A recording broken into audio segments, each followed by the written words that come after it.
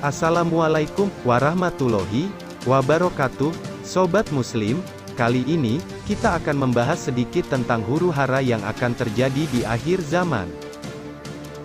Seiring dengan sedikitnya ilmu agama yang didapatkan, dan menurunnya kadar iman seseorang, memicu kekacauan yang terjadi di mana-mana, menipu, dusta, orang yang tidak amanah dan kerusakan sosial lainnya.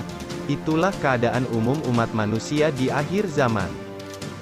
Fenomena tersebut telah diterangkan oleh Rasulullah dalam sabdanya, "Sebaik-baiknya manusia adalah generasiku, para sahabat Rasul, kemudian generasi sesudahnya, tabi'in, kemudian generasi sesudahnya, tabi'id dan tabi'in, kemudian setelah mereka, datang sebuah kaum, yang kesaksiannya mendahului sumpahnya, dan sumpahnya mendahului kesaksiannya."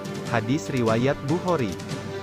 Realita yang terjadi pada saat ini, di mana kita dapat menyaksikan kesyirikan, kemungkaran, kezaliman dan kekacauan yang melanda hampir setiap belahan dunia ini, maka di masa selanjutnya, kita akan menghadapi hal-hal yang mungkin lebih buruk dari saat ini, semuanya akan lebih buruk dari hari ini dan seterusnya.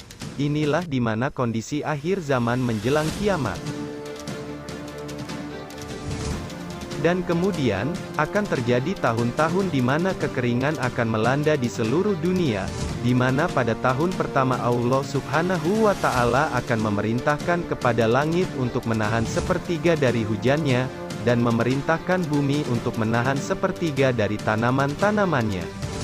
Lalu di tahun kedua, Allah Subhanahu wa Ta'ala akan memerintahkan langit untuk menahan 2/3 dari hujannya, dan memerintahkan bumi untuk menahan 2/3 dari tumbuhan-tumbuhannya.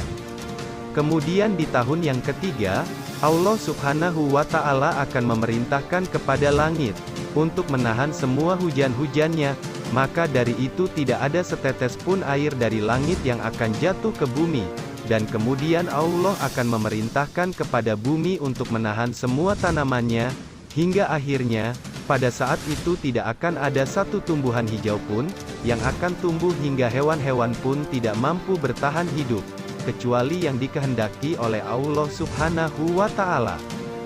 Lalu, dengan apakah makhluk hidup bisa bertahan pada saat itu? Tanya para sahabat kepada Rasulullah, maka Rasulullah menjawab, tahlil, takbir, dan tahmid, itu akan berfungsi sebagaimana makan pada saat itu.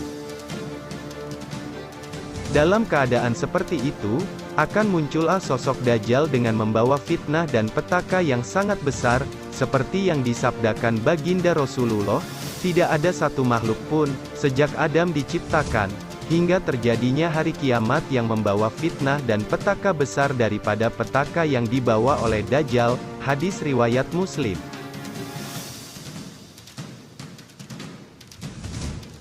Meski Nabi Muhammad tak pernah secara pasti menjelaskan kapan datangnya hari akhir itu, namun beliau memberikan sejumlah peristiwa yang menandai bahwa kiamat sudah dekat. Kiamat tidaklah terjadi, sehingga kalian melihat 10 tanda-tanda sebelumnya. Rasulullah menyebutkan, kabut, Dajjal, binatang, Ad-Dabbah, terbitnya matahari dari barat, turunnya Isa bin Maryam, Ya'juj dan Ma'juj, 3 gerhana, gerhana di timur, gerhana di barat dan gerhana di Jazirah Arab. Dan yang terakhir adalah, api yang muncul dari Yaman menggiring manusia menuju tempat perkumpulan mereka, kata Nabi Muhammad dalam satu hadis riwayat Hudzaifah bin Asid Al-Ghifari. Seperti disebut dalam hadis di atas, Dajjal merupakan salah satu tanda dari beberapa tanda kiamat kubro, hari akhir. Nabi berkata, dirinya akan menjadi pelindung bagi setiap muslim manakala Dajjal muncul pada zamannya. Namun, jika Dajjal datang setelah Nabi wafat, maka setiap muslim menjadi pelindung atas dirinya sendiri. Inilah tanda-tanda yang akan membawa kita semua ke akhir zaman. Hari kiamat pasti akan terjadi.